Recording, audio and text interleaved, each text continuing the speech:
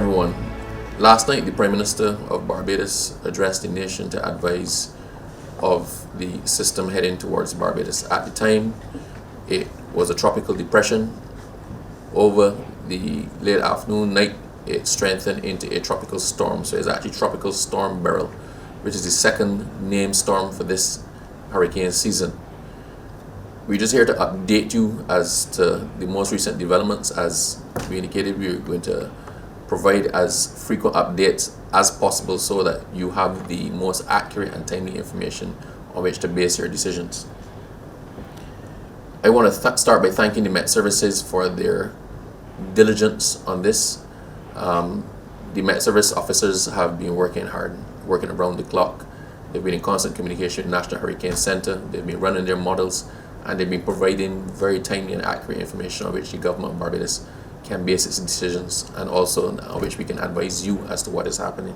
So I wish to thank the Met Services Department, represented here today by Mr. Sabu Best. Just from my part, Sabu's going to deal mainly with the weather and the Met side of this announcement.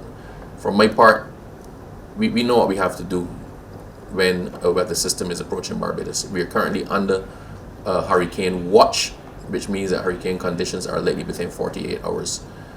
What does that mean to Barbadians? Start to do your hurricane preparations if you haven't already started. The government has started our preparations. We're well advanced with most of them. The boats are being hauled out to the water. The fishing vessels are being hauled out to the water. The small craft advisory has been issued. Most of the fishing vessels that were out to sea and the longliners are on their way back into Barbados. We have been cleaning all of the drains and waterways. The flushing of Bridgetown and those areas is underway as well. All of the regular preparation that we do for a hurricane is in full swing for us. What do you do as citizens? Please make sure around your house is tidy. Make sure that you have your hurricane supplies. You have your supplies of non-perishable items. You have adequate drinking water. You have water as well that you can flush toilets when you need a raises. Please check on your torches, your lamps, all of the things that you will need in a hurricane. Your medication. In her announcement yesterday, the Prime Minister advised that the pharmacy at the QH will be open today, and we are trying to accommodate people getting their medication.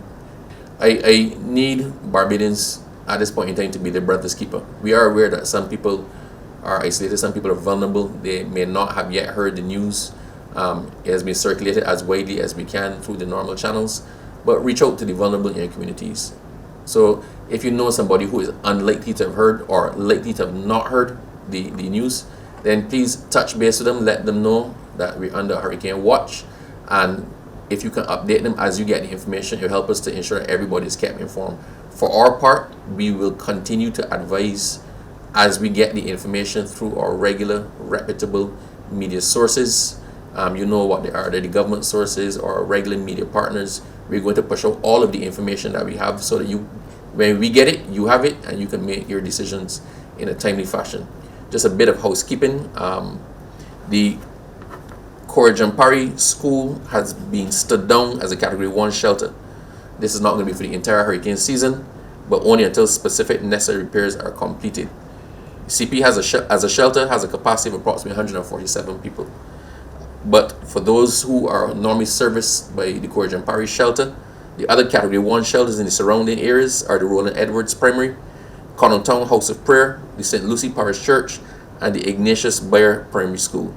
I repeat, the Jampari School has been stood down for now as a Category 1 shelter, and persons who are accustomed to using there can use the Roland Edwards Primary, Connaught Town House of Prayer, St. Lucie Parish Church, and Ignatius Bayer Primary School. Please pay attention, be on standby, keep vigilant, keep listening, keep plugged in. We are going to be regularly updating you as to the developments with the system and what you should be doing and answering a lot of those frequently asked questions.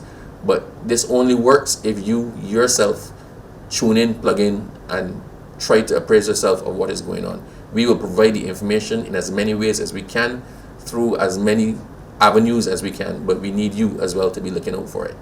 So at this point in time, I'll turn over to Sabu. Thank you, Minister. Okay, I'm just going to update you on the latest position, intensity, and forecast of Tropical Storm Beryl.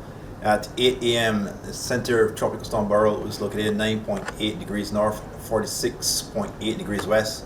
That's just under 1,500 kilometers to our east-southeast. Beryl is still moving towards the west, or just slightly north of west, around 21 miles per hour. That's pretty quick. On its present forecast track, the center of Beryl should pass the south of Barbados sometime on Monday morning, this coming Monday morning.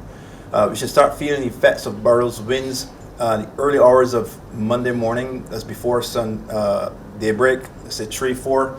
But I want to remind persons, please, just given the time frame so you can have something idea in your head as to when we'll be impacted. But you must remember these are forecasts and they can change. And so as the minister alluded and said, you have to keep listening, you got to keep plugging, because as these things change, we're going to update you and try to give you the most accurate information at the time of the advisory. So, what to expect leading up to Beryl.